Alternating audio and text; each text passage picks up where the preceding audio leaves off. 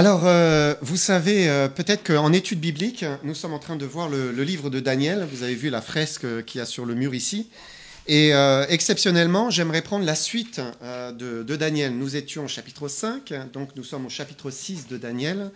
Et nous allons lire dans un instant. Hein. Et pendant cette lecture, tout à l'heure, du chapitre 6, je vous inviterai à regarder tout ce qui concerne le diable. Avant de commencer notre lecture, je vous pose la question, mais qui est le diable ? Ça va être un petit peu le sujet, hein, pas le principal sujet, mais un petit peu le sujet. Qui est le diable ? Quand vous regardez toutes les représentations du Moyen-Âge, les peintures, les sculptures, hein, c'est un personnage ridicule, imaginaire. Hein. Dans toutes les peintures, les sculptures, et même les représentations modernes qu'on en fait, soit c'est un monstre hideux, hein, alors là vous pensez aux gargouilles sur le bord des églises catholiques, hein, soit c'est un monstre comme cela, hein, c'est une représentation des démons de l'époque, hein, ils s'imaginaient qu'ils étaient comme cela, ou bien on fait une représentation humaine, et il a une fourche, et il est en train de touiller une marmite, il va ébouillanter les âmes, enfin on est dans le grotesque, hein. Ou bien, même quand on le représente en dessin ou en sculpture, par exemple, on va voir des scènes où l'archange Michel le terrasse, hein, et bien là, on va le représenter avec des oreilles en pointe, un visage aussi un peu de monstre, hein, avec des cornes, des pieds de bouc. Enfin, vous imaginez, vous voyez toutes ces choses. Hein. Et il est certain que les religieux du Moyen-Âge profitaient, faisaient hein, ce genre de choses, ces dessins, ces illustrations, pour faire peur. En fait, ils terrorisaient hein, d'une certaine manière la population. C'était un moyen de mettre pression sur un peuple qui souvent n'était pas très instruit, hein, n'avait pas de connaissances, ne lisait pas la Bible, évidemment, hein, qui était en latin à l'époque. Hein. Mais la Bible ne parle pas du tout du diable comme cela. Mais alors vraiment pas. Elle dit simplement que c'est un esprit qui au départ était le porteur de la lumière de Dieu. Donc c'était un ange qui était glorieux, qui était magnifique, splendide, beau. C'était même un chef-d'œuvre dans la création angélique, hein, un chef-d'œuvre. Mais la Bible explique qu'il s'est enorgueilli à cause de toute cette gloire, toute cette beauté que Dieu lui avait permis de recevoir. Et donc, il a choisi d'être et de faire l'exact contraire de ce que Dieu est et de ce que Dieu fait. Il est ainsi devenu l'ennemi de Dieu, mais en devenant l'ennemi de Dieu, eh bien, il est devenu l'ennemi du bien, l'ennemi du bon, l'ennemi du vrai, l'ennemi du juste, l'ennemi de l'amour, l'ennemi de la miséricorde, de la bonté, de la pureté. Il est le contraire de tout cela. Maintenant, lisons ensemble Daniel pour voir bien, tout ce que nous dit ce chapitre sur l'ennemi de Dieu. On va prendre donc Daniel 6, verset 1. Darius trouva bon d'établir sur le royaume 120 satrapes qui devaient être dans tout le royaume. Il mit à leur tête 3 chefs, au nombre desquels était Daniel, afin que ces satrapes leur rendent compte et que le roi ne souffre aucun dommage. Daniel surpassait les chefs et les satrapes, parce qu'il y avait en lui un esprit supérieur, et le roi pensait à l'établir sur tout le royaume. Alors les chefs et les satrapes cherchèrent une occasion d'accuser Daniel en ce qui concernait les affaires du royaume. Mais ils ne purent trouver aucune occasion, ni aucune chose à reprendre, parce qu'il était fidèle, et qu'on n'apercevait chez lui ni faute, ni rien de mauvais.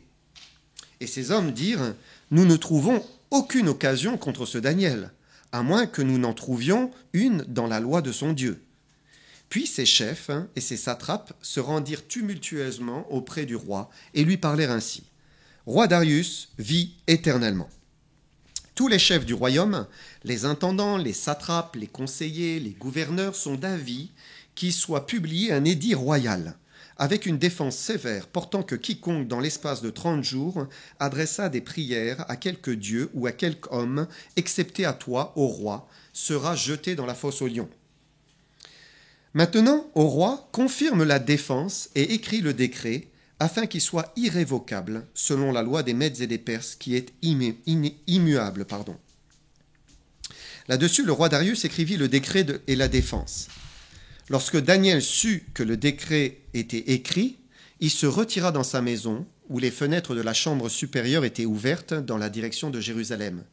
Et 3 fois par jour, il se mettait à genoux, il priait, et louait son Dieu, comme il le faisait auparavant. Alors ces hommes entrèrent tumultueusement, et ils trouvèrent Daniel qui priait et invoquait son Dieu. Puis ils se présentèrent devant le roi, et lui dirent au sujet de la défense royale: « N'as-tu pas écrit une défense portant que quiconque, dans l'espace de 30 jours, adresserait des prières à quelque dieu ou à quelque homme, excepté à toi, au roi, soit jeté dans la fosse aux lions ?» Le roi répondit: « La chose est certaine, selon la loi des Mèdes et des Perses, qui est immuable. » Ils prirent de nouveau la parole et dirent au roi: « Daniel, l'un des captifs de Juda, n'a tenu aucun compte de toi, ô roi, ni de la défense que tu as écrite, et il fait sa prière 3 fois par jour. » Le roi fut très affligé quand il entendit cela. Il prit à cœur de délivrer Daniel, et jusqu'au coucher du soleil, il s'efforça de le sauver. Mais ces hommes insistèrent auprès du roi et lui dirent: « Sache, ô roi, que la loi des Mèdes et des Perses exige que toute défense ou tout décret confirmé par le roi soit irrévocable. » Alors le roi donna l'ordre qu'on amène Daniel et qu'on le jette dans la fosse aux lions.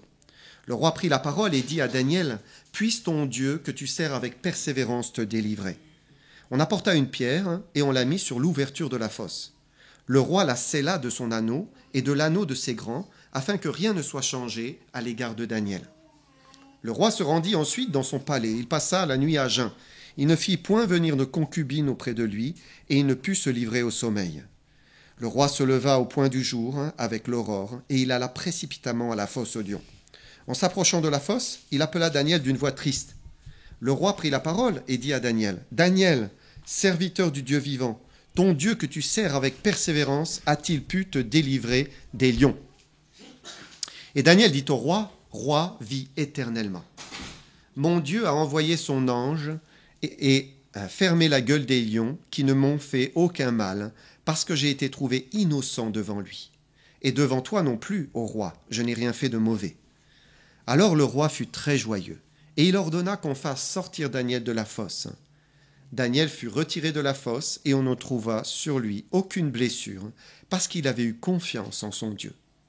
Le roi ordonna que ces hommes qui avaient accusé Daniel soient amenés et jetés dans la fosse aux lions, eux, leurs enfants et leurs femmes. Et avant qu'ils soient parvenus au fond de la fosse, les lions les saisirent et leur brisèrent tous les os. Après cela, le roi Darius écrivit à tous les peuples, à toutes les nations, aux hommes de toute langue qui habitaient sur toute la terre, que la paix vous soit donnée avec abondance. J'ordonne que, dans toute l'étendue de mon royaume, on ait de la crainte et de la frayeur pour le Dieu de Daniel. Car il est le Dieu vivant et il subsiste éternellement. Son royaume ne sera jamais détruit et sa domination durera jusqu'à la fin. C'est lui qui délivre et qui sauve, qui opère des signes, des prodiges dans les cieux et sur la terre. C'est lui qui a délivré Daniel de la puissance des lions. Daniel prospéra sous le règne de Darius et sous le règne de Cyrus, le Perse. Est-ce que vous avez vu un verset qui vous parle du diable? Non. Il n'y a pas de verset qui parle du diable là. On n'en voit pas, hein? On n'en voit pas. Il n'est pas mentionné une seule fois dans le chapitre. Il est absent. Il est invisible. On ne le voit pas du tout. Tout ce que l'on voit, c'est des hommes qui agissent, qui interagissent les uns avec les autres. Alors c'est l'histoire d'un homme, de Daniel, qui est à la cour de Babylone. C'est l'histoire d'opposants qui ne l'apprécient pas. C'est l'histoire d'un roi qui se fait piéger pour jeter Daniel dans la fosse aux lions. Et puis c'est l'histoire d'un miracle, d'une délivrance de Daniel. Mais pourtant, le diable est bien présent dans l'histoire. Il est là. Il est actif, mais il est derrière. Il est dans les coulisses et il tire les ficelles, il influence, il pousse, il excite, il provoque. Il est dans l'ombre. Et vous savez, il en est de même aujourd'hui. Les hommes agissent, interagissent. Voilà, on est dans le monde. Le monde tourne, le monde avance. Il y a des événements qui se produisent. Il y a des guerres, il y a des conflits, il y a des manigances, il y a des plans pour se renverser les uns les autres. Même dans les foyers, dans les familles, il y a des choses qui se passent. Parfois, ça se déchire, on se monte les uns contre les autres. Il y a de la souffrance, il y a de l'incompréhension. Et le diable est invisible, on ne le voit pas. Il n'est pas là, il est pas là.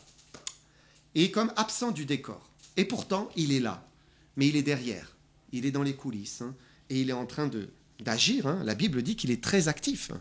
Il agit tous les jours. On va prendre ensemble 1 Pierre, chapitre 5, versets 8 et 9. Ici, la parole de Dieu dit, c'est l'apôtre Pierre qui dit, « Soyez sobres, veillez. » Alors, 1 Pierre, chapitre 5, versets 8 et 9. « Soyez sobres, veillez. Votre adversaire, le diable, rôde comme un lion rugissant, cherchant qui il dévorera. Résistez-lui avec une foi ferme, sachant que les mêmes souffrances sont imposées à vos frères dans le monde. » Là, Pierre compare, au verset 8, il compare le diable à un lion. Vous avez probablement vu tous, vous savez, ces reportages que l'on voit sur l'Afrique, sur les lions. Le lion, il ne court pas comme un fou après les antilopes. Hein. Non, non, il se tapit dans les herbes hautes, hein, et on le voit là, mais vraiment s'écraser sur le sol. En fait, il veut être invisible. Il ne veut pas qu'on le voie. Il se cache, hein, et il fait croire qu'il n'est pas là. Et ce n'est qu'au dernier moment, quand il est sûr que là, il va faire mouche, hein, que là, il s'élance, hein, pour attraper une antilope. Le diable agit de la même manière. Il est invisible. Il se cache, hein, autant que possible. Et cette période de l'histoire, mais elle est très bien pour lui, parce que le diable n'existe plus. Il n'est plus là. Il n'est plus là. Qui aurait peur d'une caricature avec une fourche et une queue ? Mais le diable n'est pas non plus un concept, parce que certains ont intellectualisé le diable. Et pour eux, le diable, bien, c'est pas vraiment une personne, c'est une entité abstraite. Hein. C'est un peu dans l'imaginaire l'incarnation du mal. Voilà, simplement l'incarnation du mal. Et donc pour eux, il n'existe pas réellement. Mais le diable est une personne. C'est un esprit et c'est une personne, hein, qui a de l'intelligence, une volonté, des buts, hein, et qui agit dans l'ombre au travers de ce monde. Et c'est ce que nous allons voir dans ce chapitre de Daniel. Pour vous mettre un petit peu dans le contexte, au chapitre 6, Daniel n'est plus jeune. En fait, le livre de Daniel n'est pas chronologique. Là où nous sommes presque à la fin de sa vie. Il a déjà vécu toute sa vie à la cour de Babylone. Et le voilà maintenant sous le règne de Darius le Perse. Mais bien qu'il soit âgé, il n'a rien perdu de sa piété, de sa consécration, de son amour pour Dieu. Il marche fidèlement par la foi. Et il est encore à la tête du royaume. Il est resté à la tête du royaume. Il était avec Nebuchadnezzar, mais là il est de nouveau sous le règne de Darius avec 2 autres chefs. Donc les Perses ont instauré les satrapes. Hein. Donc il est avec ces satrapes, ils sont 3. Mais comme Daniel a plus de sagesse, plus d'intelligence, hein, comme il perçoit mieux les choses, hein, par l'action de Dieu, le roi Darius se dit, je vais l'élever et le mettre comme chef suprême. Alors, eh bien, regardez versets 4 et 5. Alors les chefs et les satrapes cherchèrent une occasion d'accuser Daniel en ce qui concernait les affaires du royaume, mais ils ne purent trouver une occasion, ni aucune chose à reprendre, parce qu'il était fidèle, et qu'on n'apercevait chez lui ni faute, ni rien de mauvais. Et ces hommes dirent, « Nous ne trouvons aucune occasion contre ce Daniel, à moins que nous n'en trouvions une dans la loi de son Dieu. » Et on va voir ici la première chose, c'est que le diable cherche une occasion favorable. On ne le voit pas, mais il cherche l'occasion favorable de causer du tort. Ici, les chefs et les satrapes cherchaient une occasion d'accuser Daniel. Alors, on pourrait rester à la surface du récit, simplement à la surface. Hein. Et qu'est-ce que c'est ? C'est une histoire de jalousie humaine, en fait, c'est tout, hein, d'intérêt personnel. Pour le profane, pour l'incrédule, il ne va voir que ça, une histoire, c'est des hommes qui interagissent. Hein. Mais celui qui a les yeux ouverts et qui voit, par la parole de Dieu, qu'il est bien natif, eh bien, il voit aussi qu'il y a un enjeu spirituel quand on regarde sous la surface. Et Daniel était une menace, pas simplement pour les hommes, mais il était une menace pour le diable lui-même. Déjà, quand vous regardez la vie de Daniel, par sa vie, par son témoignage, il a eu une influence, mais incroyable, dans tout le règne, les règnes qui se sont suivis les uns après les autres. Hein. Nebuchadnezzar, d'abord, grand roi, qui reconnaît l'Éternel comme le vrai Dieu, hein, qui est touché. Hein. Daniel a laissé une empreinte durable, décisive à la cour de Babylone. Et il a enchaîné comme cela les règnes, puisqu'après il y a eu le règne d'Amel-Marduk, puis le règne de Nériglissar, puis le règne de Labashi-Marduk, puis celui de Nabonide et de son fils. Et ensuite, il vit la conquête des Perses qui arrivent, qui envahissent Babylone, et cette fois c'est Cyrus le Grand. Cyrus le Grand. Et le plus extraordinaire, c'est que malgré un changement complet, hein, puisque c'est maintenant les Perses qui sont en train de régner, Daniel reste dans les hauteurs, hein, avec l'autorité. Il est là toujours au royaume. Il devient un conseiller de Cyrus, hein, puisqu'il a fait ça durant toute sa vie. Et il va continuer à influencer les rois perses cette fois, par sa vie, par son témoignage, par sa foi dans le Dieu d'Israël. Alors, quelle fut l'interaction de Daniel avec Cyrus le Grand? On ne sait pas. Comme tous ces rois que je vous ai cités, il était là, hein, mais on ne sait pas quelle a été l'interaction. Hein. Et ici non plus, la Bible n'en parle pas. Hein. Mais par contre, ce que l'on sait, c'est que Cyrus va devenir un instrument entre les mains de Dieu. Un instrument puissant, puisque c'est lui qui va permettre le retour des Juifs à Jérusalem et la reconstruction du temple de Jérusalem. Donc c'est quand même... Regardez avec moi Esdras, hein, juste pour remettre le contexte. Hein. Esdras, chapitre 1, et versets 1 et 2.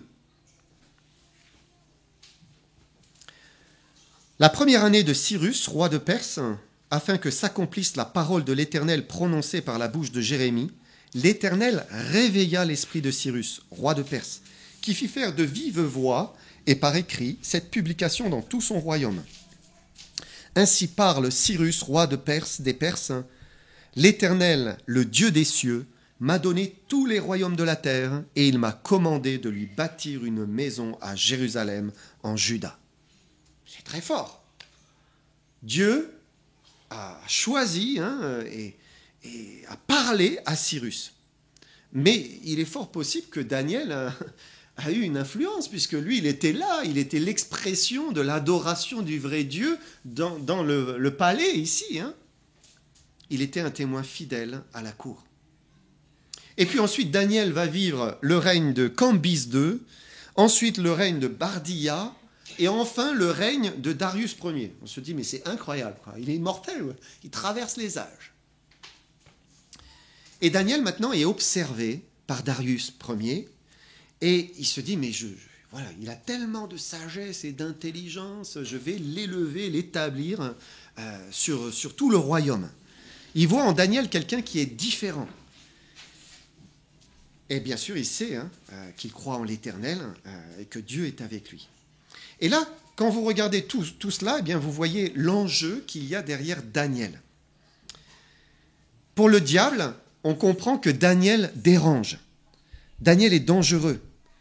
Sa fidélité, son amour pour Dieu, la grâce de Dieu qui repose sur lui, tout ça, c'est insurmontable pour le diable. Hein. Il déteste cela. Alors que va-t-il faire ? Il va chercher une occasion favorable pour essayer d'éliminer Daniel, pour faire en sorte qu'il soit fini. Hein. Et il faut toujours avoir conscience que le diable cherche des occasions favorables pour s'en prendre à ceux qui croient en fait, aux enfants de Dieu, à ceux qui professent leur foi, qui témoignent de Jésus-Christ. Il rôde comme un lion rugissant, cherchant qui il dévorera. Comment s'y prend-il ? On a dit tout à l'heure qu'il est l'incarnation du mal et du contraire de Dieu. Alors il va utiliser le mensonge, le doute, la calomnie, la ruse, la séduction, la tentation bien sûr, l'imitation, le déguisement, la confusion, la violence, l'opposition, la persécution. Il va aussi chercher les points faibles, nos points faibles. Il va chercher un défaut dans la cuirasse. Est-ce qu'il y a quelque chose où là, eh bien, il peut réussir à nous atteindre ? Et on a tous des points faibles. On est tous des hommes, hein. Donc il y a à chaque fois un sujet qui est plus sensible, hein. Il y a une tentation, hein, auquel il est beaucoup plus dur de résister pour nous. Dieu nous a tous fait différents, avec des caractères différents, des affections différentes, des sentiments, hein, différents. Alors le diable n'utilise pas la même méthode pour chacun. Il cible selon chaque personne. Pour comprendre qui est le diable, il faut regarder quel est son nom. Diable, ça vient de diabolos, hein. Dia, en grec, c'est en travers, hein. Et bolos, ça vient de balo, jeter. Donc le diable, c'est celui qui se jette en travers de vous et Dieu, mais en travers aussi des uns et des autres, hein. Il sépare, il divise, il veut briser. Dieu veut unir, il cherche à unir, il cherche à construire, et le diable veut briser, il veut diviser. Et ce qu'il ne supporte pas, c'est par exemple une assemblée, une église, hein, unie, aimante, fidèle, persévérante. Une église où tout va bien, où il y a de l'amour, une relation fraternelle. Ça, c'est ce qu'il déteste. Il déteste cela. Et c'est normal, parce que ça représente un danger pour lui. Regardez Matthieu 16, verset 18. « Et moi je te dis que tu es Pierre, et que sur cette pierre, je bâtirai mon église, et que les portes du séjour des morts ne prévaudront point contre elle. » Jésus a dit cela de l'apôtre Pierre. Il dit « Les portes du séjour des morts ne prévaudront point contre l'Église. » Qu'est-ce que ça veut dire ici? Le sens du verset, c'est que les portes du séjour des morts, les portes de l'enfer, hein, ne peuvent pas retenir l'Église. Elles ne peuvent pas retenir l'Église de quoi faire? Mais de sauver, en fait. Hein. Parce que l'Église, elle va chercher, hein, elle va arracher des âmes à l'enfer, en leur annonçant Jésus-Christ, en leur témoignant de ce qu'a fait Jésus-Christ. Lorsqu'un chrétien manifeste l'amour de Jésus, lorsqu'il explique, mais Jésus est le Sauveur, il a donné sa vie pour toi. Si tu crois en lui, tu seras sauvé, tu auras la vie éternelle. Par ce témoignage, l'Église permet à une âme de sortir, d'être arrachée, hein, à l'enfer. Et c'est pour cela qu'une Église aimante, une Église où il y a la présence de Jésus-Christ, hein, c'est quelque chose qui est haïssable pour le diable. Il n'aime pas ça. Il veut la briser, il veut casser ce que Dieu fait. Et vous savez, c'est la même chose pour un couple qui est uni, hein, qui aime Dieu, qui marche avec Dieu. Exactement la même chose. C'est un témoignage qui est détestable pour le diable. Quand des enfants de Dieu s'aiment, hein, sous le regard de Dieu, il veut briser, il veut diviser, il veut monter l'un contre l'autre, hein, ou bien il veut introduire une troisième personne qui va provoquer un divorce. Hein. Combien de fois on le voit, ça? Il y a une troisième personne qui commence à arriver dans l'équation, et puis c'est le divorce. C'est terrible. Dieu bâtit, Dieu unit, Dieu construit, et le diable détruit, divise, brise. Alors, pour revenir à Daniel, on a vu que les chefs et les satrapes, hein, n'arrivaient pas à le piéger parce qu'il était irréprochable. En fait, il respectait la loi des Perses, hein, des Mèdes et des Perses, hein, et donc il était inattaquable. Alors qu'est-ce qu'ils ont fait? Ils ont cherché à l'empêcher d'obéir à Dieu, parce qu'ils ont vu que Daniel était aimant Dieu, fidèle à Dieu, et ils se sont dit, mais il faut qu'on arrête ça, il faut qu'on brise cela. Et vous savez, dans une église, il y a toujours des moyens de monter les uns contre les autres et de diviser les uns avec les autres. Il faut juste appuyer là où ça fait mal. Un des moyens efficaces, c'est de jouer sur deux choses, le laxisme et le légalisme. Là, vous avez deux extrêmes, laxisme, légalisme. Le laxisme, c'est de faire croire que rien n'est vraiment important. Hein. Finalement, laxus, ça vient de relâcher. Et donc, c'est un relâchement. C'est une discipline relâchée, hein, une morale qui fluctue, qui devient large, on laisse tout faire. Hein. Et puis l'autre, l'opposé, c'est le légalisme, où là, on va légiférer. On va ordonner, c'est la loi, c'est la discipline, c'est strict, c'est sans concession. Hein. Tout est anguleux, carré, il n'y a pas de souplesse. Hein. C'est comme ça, ça ne se passe pas autrement. Et là, on dépasse le cadre de la Bible. Ce n'est pas simplement les commandements de Dieu, parce que quand Dieu dit quelque chose, c'est simple. On obéit à ce que Dieu dit, c'est tout. Là, on est plutôt dans des opinions, dans des pensées personnelles. Voilà, on pense que ce devrait être comme cela, ou on pense que non, ça devrait être plutôt comme cela. Et le diable sait jouer du laxisme et du légalisme des uns et des autres. Ou ce que nous prenons pour du laxisme, ou ce que nous prenons pour du légalisme, sans que parfois ça en soit. Et vous savez, une église, c'est un corps où on doit se respecter les uns les autres. C'est si facile, sans réfléchir, de juger, de sortir l'épée, bam, on donne un coup d'épée. Et puis c'est si facile de mépriser quelqu'un où on dit, mais il est trop comme ça, quoi, trop strict. Le diable veut nous monter les uns contre les autres. Et particulièrement dans une église qui va bien, où il y a la paix, où on avance ensemble, eh bien, il va chercher à provoquer ces problèmes et à diviser les uns et les autres, et les uns envers les autres. Maintenant, si la chute n'est pas possible là, c'est pas grave, il va chercher ailleurs, il va essayer de trouver quelque chose d'autre pour nous piéger, il va chercher une faiblesse. Quelle est notre plus grande faiblesse ? Il faut apprendre à se connaître soi-même. Ou bien, à quoi allons-nous réagir plus facilement ? À quoi sommes-nous plus sensibles ? Est-ce que c'est un péché ? Est-ce que c'est une addiction ? Est-ce que c'est de l'orgueil ? Est-ce que c'est de la jalousie ? En fait, qu'est-ce qui peut être notre chute ? Qu'est-ce qui peut nous faire chuter ? Pour Daniel, il n'arrivait pas à trouver la faiblesse. Par contre, il voyait que c'était quelqu'un qui aimait Dieu et qui priait son Dieu chaque jour. Alors ils disent, très bien, on va promulguer une loi où on l'empêche de prier pendant 30 jours. Donc, il pousse Darius à passer cette loi. Darius n'y voit rien, il n'y pense pas, il promulgue le décret. Et là, on a quelque chose que le diable aime briser. C'est la relation entre la créature et son Dieu. Dieu veut briser la relation entre nous et avec Dieu. Et donc, soit Daniel prend peur et il se coupe de Dieu, il coupe sa relation, ou bien il persévère dans la prière et puis il se condamne lui-même et il termine dans la fosse aux lions. Et en fait, dans un cas comme dans l'autre, c'est mauvais pour lui. Et derrière ce décret, on peut de nouveau voir le diable, et c'est mon deuxième point ici, le diable cherche à nous couper de Dieu. Il veut nous séparer de Dieu. Et un vrai croyant, c'est quelqu'un qui va entretenir une relation quotidienne avec le Seigneur. Il reste proche de son Dieu. On a besoin de cette intimité avec lui. On a besoin de rester en communion avec lui. Parce que c'est là où on est ressourcé quand on se sent sec. C'est là où on est fortifié quand on se sent affaibli.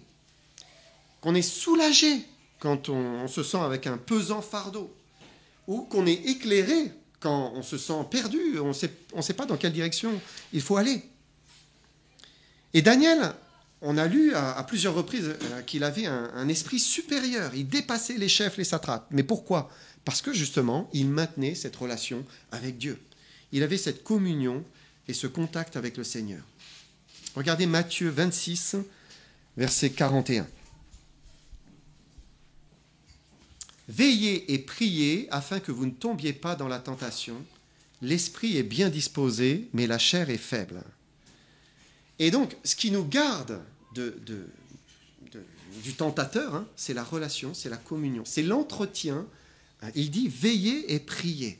Il faut prendre du temps, il faut garder cette communion avec lui. Remettre tout ce qui est sur notre cœur. Le diable veut séparer.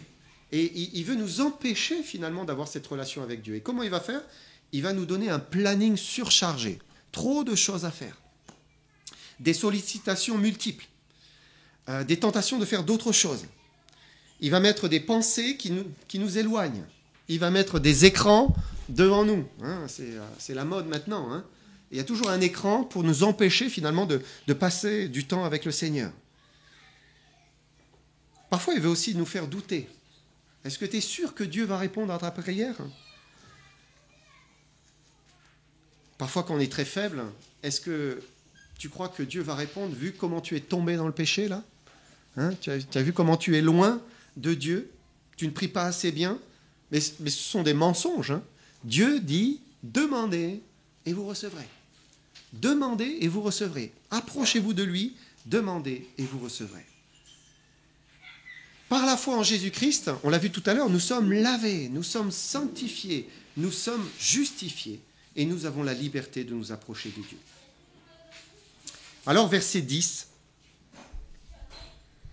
Lorsque Daniel sut que le décret était écrit, il se retira dans sa maison, où les fenêtres de la chambre supérieure étaient ouvertes, dans la direction de Jérusalem. Et 3 fois par jour, il se mettait à genoux, il priait, il louait son Dieu, comme il faisait auparavant. Daniel respectait la loi des Mèdes et des Perses, mais en même temps, il ne voulait pas sacrifier sa relation avec Dieu. Il avait l'habitude de prier 3 fois par jour, alors, il a continué à prier. Verset 11, regardez la suite. Alors ces hommes entrèrent tumultueusement, et ils trouvèrent Daniel qui priait et invoquait son Dieu. Et là, c'est bon. Le piège se referme, et Darius ne peut rien faire. Darius aime Daniel, mais il est obligé de le jeter dans la fosse aux lions. Et donc, on se dit, ça y est, le diable a réussi. Hein. Le témoin vivant est jeté dans la fosse aux lions. Mais on a une troisième chose que le diable cherche à faire ici, c'est que le diable cherche à nous anéantir par l'épreuve. Qui peut ressortir de la fosse aux lions? Qui est capable d'en ressortir? Et en fait, cette épreuve, c'est pour mettre fin à Daniel. C'est fini, il va être dévoré. Et ça, c'est bien ce que l'ennemi de Dieu voudrait. Hein. Le diable peut provoquer finalement des épreuves, des tribulations, pour nous anéantir, pour nous écraser, pour nous broyer, afin qu'on ne se relève pas, que l'on soit déprimé, amer, voire en rébellion contre Dieu. En fait, il veut nous plonger la tête dans la poussière. Regardez ce qu'il a fait avec Job. Vous connaissez son histoire. Hein. Le diable est venu finalement exciter et essayer de causer la perte de Job. Hein. Il a d'abord demandé, il s'est dit que s'il arrive à prendre ses biens et ses enfants, Job va abandonner Dieu, il va se détourner de Dieu. Alors, Dieu dit, vas-y, prends ses biens, prends ses enfants, et il lui prend tout. Ses enfants tués un même jour. Job se prosterne, il dit, je suis sorti nu du sein de ma mère, et nu je retournerai dans le sein de la terre. L'Éternel a donné, l'Éternel a ôté. Que le nom de l'Éternel soit béni. Le diable se dit, mais alors, si je lui prends la santé, il va maudire Dieu. Il va finir par le rejeter. Dieu dit, ok, vas-y, prends-lui la santé. Et Job dit, nous recevons de Dieu le bien, nous ne recevrions pas aussi le mal. Autrement dit, il s'en remet à Dieu et dit, Seigneur, tu es suffisamment sage, et si c'est toi qui le permets. Il est dit qu'en tout cela, Job ne pécha point par ses lèvres. Alors il était dans l'incompréhension, il était bien sûr dans la souffrance, dans la peine, dans son esprit.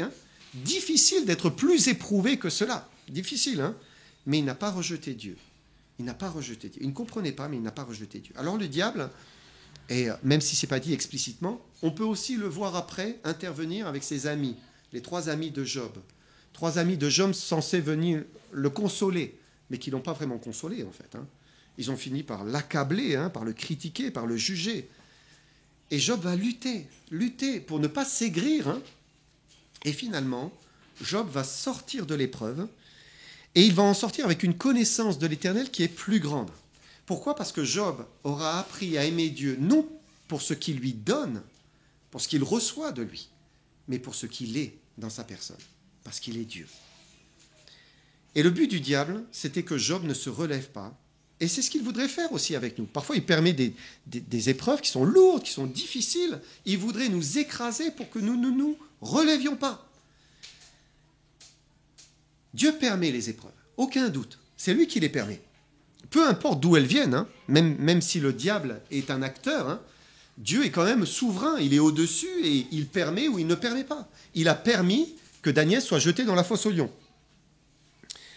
Et quand on pense à ça, c'est peu de choses quand même de dire jeter dans la fosse aux lions. Mais imaginez, hein, on vous prend et vous êtes jeté 3 mètres plus bas dans la poussière, vous avez ces lions qui sont autour, et il faut avoir foi. C'est un petit peu comme l'apôtre Pierre. Comme l'apôtre Pierre se met à marcher sur les eaux, au début, tout va bien, hein, mais il faut tenir dans la durée. Et puis il voit les vagues, et là, il commence à flancher. Daniel est resté toute la nuit dans la fosse aux lions. Donc peut-être au début, Dieu me garde, mais toute la nuit, il faut être confiant dans le repos. Et c'est ce qui s'est passé pour lui. Dans son épreuve, le diable voulait qu'il périsse, qu'il soit dévoré, et lui, il a cru, il a fait confiance, et il a survécu. Alors, eh bien, quelle est notre épreuve ? On vit des épreuves qui sont différentes. Hein. Quelle est notre souffrance ? Par quelle souffrance passons-nous ? On voit que Daniel n'était pas seul dans la fosse aux lions, versets 22 et 23. Il dit « Mon Dieu a envoyé son ange et fermé la gueule des lions qui ne m'ont fait aucun mal, parce que j'ai été trouvé innocent devant lui, et devant toi non plus, ô roi, je n'ai rien fait de mauvais. » Alors le roi fut très joyeux. Il ordonna qu'on fît sortir Daniel de la fosse. Daniel fut retiré de la fosse, et on ne trouva sur lui aucune blessure, parce qu'il avait eu confiance en son Dieu. Et là, eh bien, on voit, qu'est-ce qui a sauvé Daniel ? Eh bien, c'est la foi. Simplement la foi. Il a eu confiance en son Dieu. Et quelles que soient nos épreuves, Dieu veut qu'on fasse confiance, même si ça semble au-delà de nos forces. Parce que vous savez, chaque épreuve semble la plus difficile pour celui qui est en train de la vivre. Quand vous vivez quelque chose, c'est difficile, évidemment, vous êtes dedans. Si quelqu'un vient vous partager sa propre épreuve, elle peut vous sembler moins difficile que la vôtre, parce que vous êtes dedans. Vous en ressentez les effets, vous le vivez tous les jours. Et l'autre, eh bien, vous ne vivez pas son épreuve. Donc forcément, ça peut vous paraître moins grave que ce que vous vivez. Et c'est là certainement qu'il faut user de grâce, de miséricorde, de compassion les uns envers les autres. D'une part, eh bien, on prend le temps d'écouter, de soutenir celui qui est éprouvé. Et puis de l'autre, quand on partage son épreuve, eh bien, on comprend que peut-être ce n'est pas le pire que je suis en train de vivre. Si Dieu le permet, eh bien, il dit que ce n'est pas au-delà de nos forces. Le diable voudrait nous faire croire que c'est au-delà de nos forces, mais ce n'est pas au-delà de nos forces. Dieu veut qu'on traverse par la foi en comptant sur lui. Quand on y pense, vous savez, quand Joseph est jeté dans la citerne par ses frères, il est abandonné par sa famille. Qu'est-ce qu'il pense là dans la citerne ? Pour lui, ce qu'il vit, c'est le pire. Quand vous pensez à Anne, stérile, elle voit les autres qui ont des enfants et elle qui est stérile. Ce qu'elle vit, mais il n'y a pas pire. Quand vous voyez Naomi, qui perd son mari, qui perd ses 2 fils, c'est le pire. Quand vous voyez David, qui est trahi par son propre fils, Absalom qui veut lui prendre le trône, c'est ce qu'il y a de pire. Quand vous voyez Pierre renier ouvertement son Seigneur, il se dit, mais alors là, c'est vraiment ce qu'il y a de pire. Chacune de ces épreuves était, pour ceux qui les vivaient, ce qu'il y avait de pire. Parce qu'elles comportaient leur lot de larmes, de tristesse, de souffrance, d'incompréhension, d'angoisse, et un poids, une solitude, un découragement. Mais ce qui leur a permis à tous ces exemples que je vous ai cités, de relever la tête, de sortir de l'épreuve, à chaque fois, c'est la foi et la confiance. Ils ont eu foi et ils ont fait confiance. Le diable n'était pas loin d'eux pour les décourager, les accabler, mais le Seigneur était aussi là avec eux pour leur permettre de traverser leur épreuve et d'en sortir victorieux. Et ils en sont tous sortis. J'aimerais terminer juste avec ces paroles de Pierre, 1 Pierre chapitre 5 et versets 8 à 10. « Soyez sobres, veillez, votre adversaire le diable rôde comme un lion rugissant, cherchant qui il dévorera. Résistez-lui avec une foi ferme. sachant que les mêmes souffrances sont imposées à vos frères dans le monde.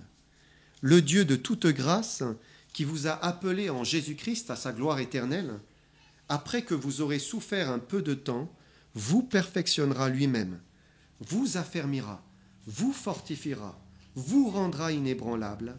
À lui soit la puissance au siècle des siècles. Amen. Et là, on voit l'aboutissement, en fait. Dieu permet la souffrance, mais il veut qu'on traverse la souffrance et qu'au final, on soit plus parfait, plus affermi, plus fortifié, plus inébranlable. Il cherche une occasion, le diable cherche une occasion favorable de nous couper de Dieu, de nous séparer de Dieu. Mais si on lui résiste dans la prière, si on veille fidèlement, alors eh bien, il nous promet qu'on va traverser l'épreuve, on va traverser la souffrance, et on va en sortir grandi, plus fort en Jésus-Christ.